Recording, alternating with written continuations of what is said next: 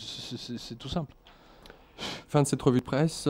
Pierre Jovanovic avec nous pour cette revue de presse Ah si, attends, internationale. juste une Un chose. autre Il y a une journée. je Attends, t'en non, parce que prie. juste pour finir, parce que si tu veux bien les lire, hein, c'est encore une journaliste agressée au Caire. Ça, c'est quand même énorme. Alors, C'est quand même énorme. la crise frustration sexuelle des Égyptiens est telle qu'ils n'ont cette fois pas hésité à se jeter sauvagement sur Sonia Dridi, journaliste de France 24, qui venait tout juste de finir un direct devant la caméra. Les types là-bas sont pires que des chiens en chaleur, se frottant, palpant, malaxant, etc. Ils ont même tenté de lui arracher son pantalon après avoir mis leurs mains sur ses seins, entre ses jambes et sur ses fesses. Waouh, les pays musulmans, ça donne envie d'y vivre. Même du temps de la reine Victoria, les Anglais n'étaient pas tombés si bas.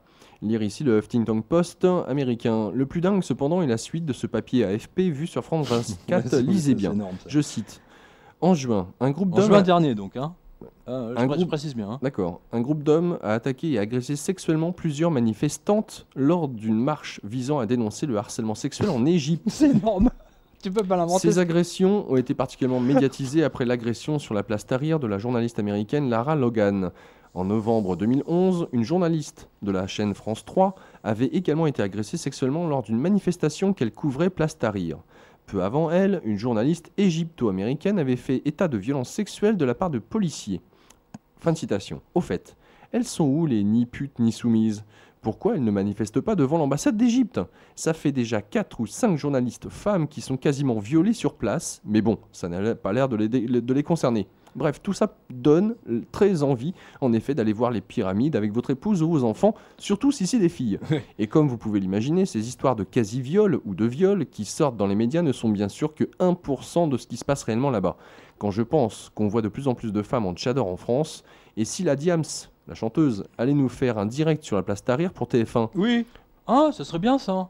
à se demander même si la nuit venue, ces gens ne sortent pas les cadavres frais féminins des tombes. Ah oui. Ouais, c'est glauque, hein. Bah oui, c'est bien glauque, mais attends, tu imagines que les mecs, ils ont quasiment violé la fille alors qu'elle était elle était en direct, où elle venait de finir son reportage. Non mais je sais pas si tu imagines. Et la police égyptienne, elle-même d'ailleurs, qui est accusée de viol, etc. Tu vois. Donc on voit la révolution musulmane, on voit ce que ça donne, ces grandes révolutions. On voit que ceux qui se profilent, non seulement dans ces pays-là, mais surtout même en France, hein, parce que moi je trouve ça extrêmement grave. Je trouve ça mais gravissime. Les mecs, ils n'ont pas hésité à sauter sur la fille alors qu'elle était devant les caméras. Tu imagines ? Devant les caméras. Attends, il y a un problème. Il y a un problème. Il y a un sérieux problème avec l'islam, là. Là, c'est clair. Moi, je ne sais pas pourquoi les Égyptiens, dans ces trucs-là, sont dans... Mais c'est pas nouveau parce que j'ai toujours entendu dire les Égyptiennes se plaignaient effectivement qu'elles ne pouvaient même plus prendre le bus, hein, des transports en commun. Tu vois, elles sont obligées d'être constamment accompagnées. Hein, et j'entends de plus en plus de Parisiennes dire qu'elles ne peuvent même plus prendre le métro sans se faire insulter, hein, par tout un tas de gens. Je ne dis rien parce que le CSA va nous tomber dessus sinon. Donc non mais c'est extrêmement gênant, je trouve. Et cette histoire, à mon sens, est extrêmement, comment dire, Révélatrice. symbolique, révélatrice d'une... Parce que je ne comprends pas pourquoi les Égyptiens on arrive à violer des gens alors que même dans l'Angleterre de la reine Victoria, et Dieu seul sait si la reine Victoria était prude, hein, on a des témoignages de l'époque, eh bien franchement les Anglais vivaient ça quand même avec une certaine bonhomie qu'on n'observe pas. Là c'est de la sauvagerie, c'est des barbares, c'est des barbares. Il y a un problème. Et ce qui m'épate, si tu veux, c'est que là, on ne voit pas les associations de pleureuses professionnelles, genre ni putes ni soumises, venir faire des manifs devant l'ambassade d'Égypte. Et j'ai vu un papier, je ne sais plus si sur le site d'Elle ou de Marie-Claire, ou peu importe, de lectrices qui disait qu'elles ne pouvaient plus prendre le RER. Maintenant, il n'y a pas une journée sans laquelle elles ne se font pas insulter quand elles se font draguer par un XXZ. Hein, ça devient très très gênant. Et d'ailleurs, attends, tiens, ça me vient à l'esprit.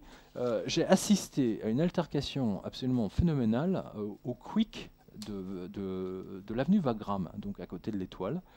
Alors c'était extrêmement intéressant parce que le mec de la sécurité, c'était donc clairement un Algérien ou Tunisien, enfin d'origine algérienne, tunisienne ou égyptienne, peu importe, j'en sais rien. Et les garçons qui servent dans les Quick il y a beaucoup de noirs, hein. Et je ne sais pas trop ce qui s'est passé, mais en tout cas, toujours est-il qu'un client qui n'était pas content est venu des insultes racistes. Il les a traités de chiens, de fils de pute, et j'en passe, et des meilleurs, hein, en disant que. Etc. Et alors, ce qui était marrant, si tu veux, c'est que la sécurité du Quick ne faisait strictement rien. Hein, ne faisait rien. Le mec, il ne cherchait même pas à le sortir. Et je me dis qu'en France, là, on a un vrai problème. Là, c'est clair qu'on a un vrai problème. Et ça, ce papier parce que les révolutions, soi-disant, devaient aplanir les ben, on voit que ça devient de pire en pire. On sait ce qui nous attend là.